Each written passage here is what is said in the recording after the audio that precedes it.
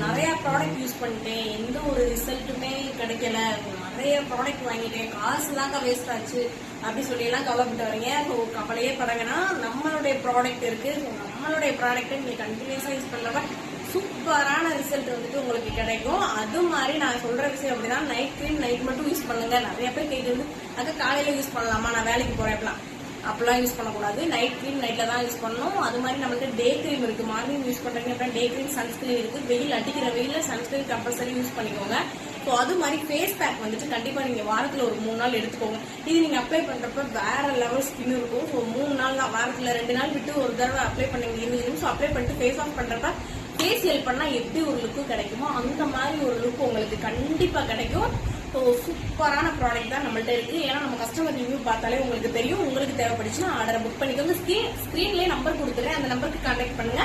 So நான் details சொல்றேன். Okay.